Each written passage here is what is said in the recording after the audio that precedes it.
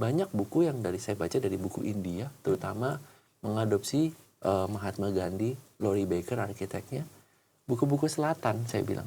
Buku-buku selatan itu kecuali Australia ya.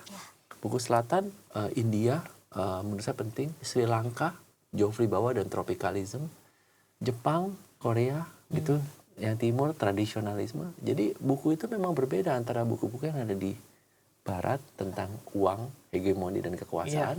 Buku utara itu berbeda. Nah, buat saya pemilihan buku dan statement buku begitu jarang buku-buku yang muncul dari selatan. Nah, kita di Southeast Asia. Jadi buat saya itu jadi statement yang kita perlu berjuang dari sudut pandang imajinasinya dulu nih sebagai sebuah bangsa. Siapa tahu itunya yang selama ini itu enggak. Jadi kayak kita jadi kayak nge-copy aja gitu.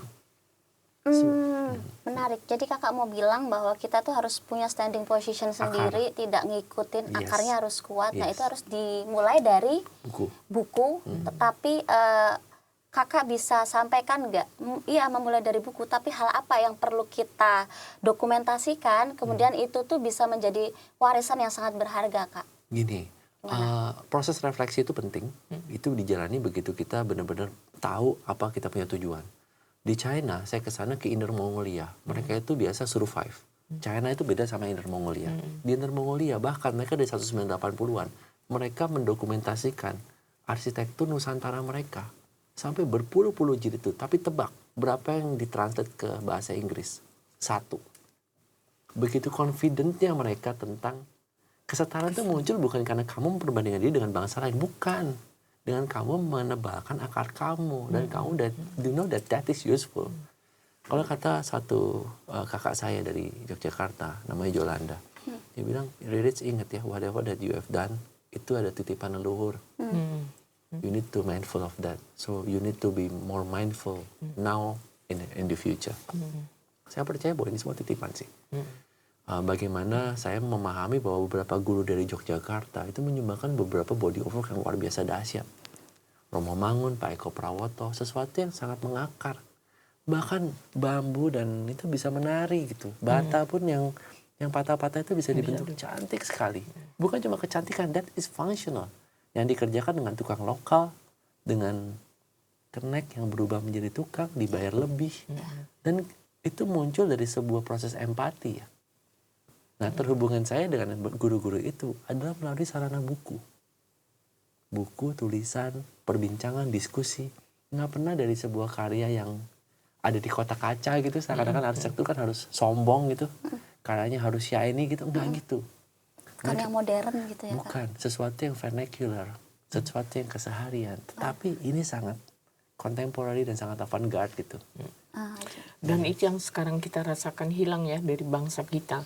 Maksudnya kita sangat mengagung-agungkan kebarat-baratan. Jadi kita adopsi entah pemikiran mereka dan sebagainya, tidak berarti jelek. Tetapi kita lupa dengan local wisdom dan sebagainya.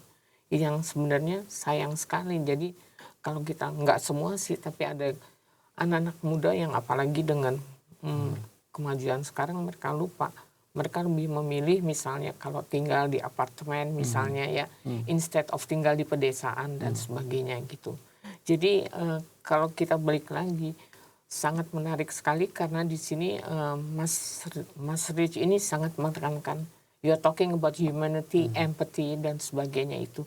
Yang sangat mengagumkan disampaikan oleh seorang muda gitu. Karena kebanyakan yang bicara tentang empati dan sebagainya sudah yang lansia gitu kan.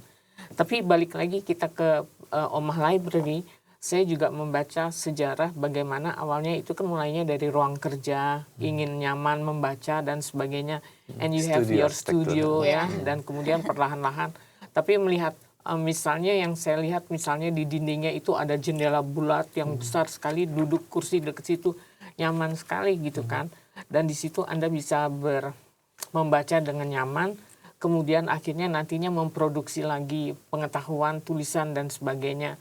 Dan itu mungkin bisa apa yang dikerjakan oleh mereka yang datang ke Omah Library. Apakah mereka juga melakukan proses yang sama? Misalnya datang tidak hanya sekedar pengen, oh enak banget ruangannya, tapi juga pasti